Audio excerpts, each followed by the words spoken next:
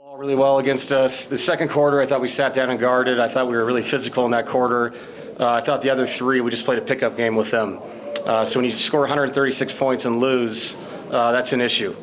So we've got to shore some things up. We've got to compete better on that end. And I have to rotate guys through to find the right five that'll compete defensively, because I know we're going to score, and we score a ton all the time. And then on top of that, what doesn't help your defense is 17 turnovers for 30 points.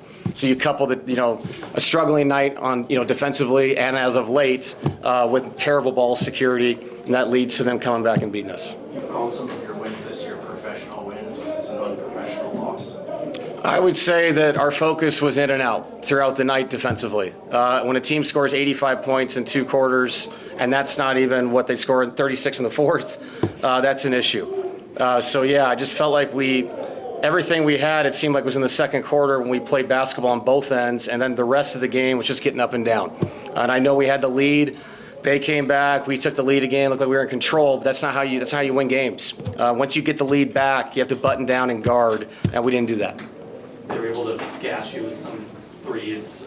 What's kind of the balance just with shrinking against helping off of guys when they're hitting? Yeah, I thought actually it was their rollers. The rollers got behind, and that led to kick out spray threes with De'Aaron getting downhill, guys trying to help on the roller on the rim. So I just thought the point of attack defensively, we just lost the screening game. They hit us over and over and over.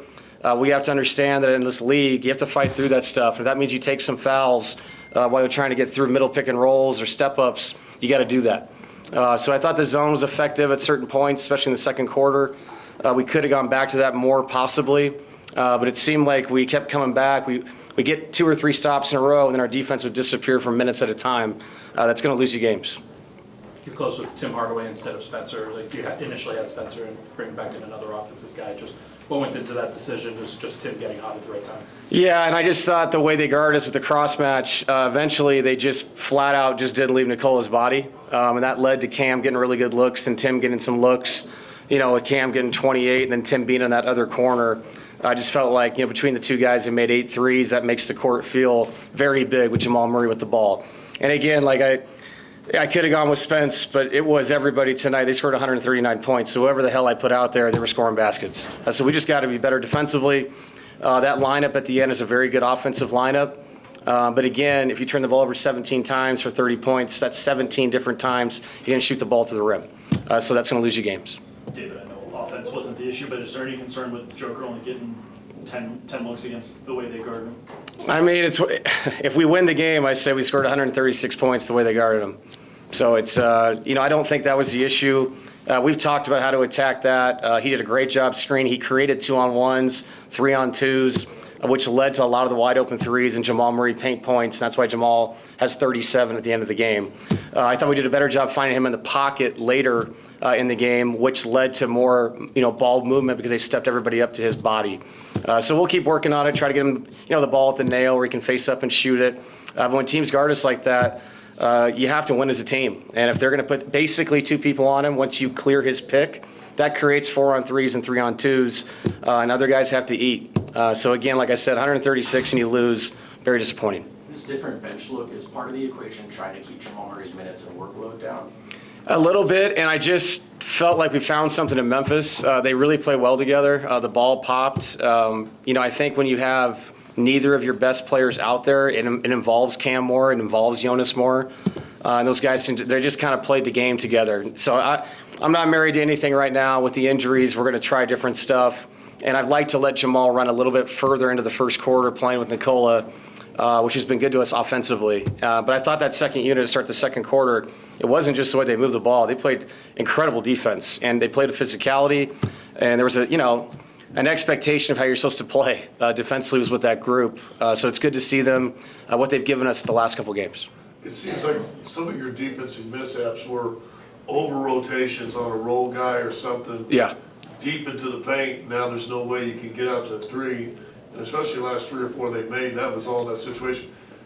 What's your rule of thumb how you want that to be played, and what do you want to try to look at as far as that goes? Yeah, I mean, the side of 2 is supposed to take care of the roll, and I thought we got sucked in on the single side tags, which is not the way we want to guard it. And we've done a good job of that throughout the season.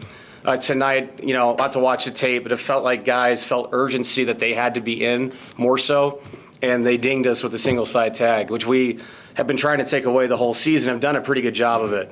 And so we just got to be better with the side of two. You know, that person has to be in to help Nicola, you know, at the rim, as opposed to them creating that 2-on-1, 3-on-2 with the roller. So yeah, we had some mistakes tonight. They did a good job moving people around. But I'll say this, on top of all that, we have to get through screens. So whether it's a flare screen, a pick and roll, we have to compete physically better throughout the 48 minutes. One more. Speaking of the single side tags, you guys got Cam a couple of threes, just having him as on that single side. Is that a look you guys are trying to go to get him more looks, or is it spacing for Nicola and Jamal? Like, what's kind of the just process, I guess, for that? Yeah, it's one of those things. If we win the game, I'm saying, well, that's why Cam got those shots, you know, because of the way they guarded Nicola. But yeah, we definitely are trying to use Cam in different ways. Tonight it was a lot of them bringing a second, then a third body to Yoke. I thought Peyton and Spencer did a good job of flooding around the baseline, which takes a man away from Tim and away from Cam, and that creates open shots. And we were 16 to 39 from three. All these offensive stats are shiny, and you still lose the game. So we have to, you know, we got to grow up and compete defensively. And again, I know we're going to score, very talented team. But moving forward, as we're looking to make this tournament at the end of the year, things have to trend better on that end. Yep. Thanks. Jamal and Cam tonight.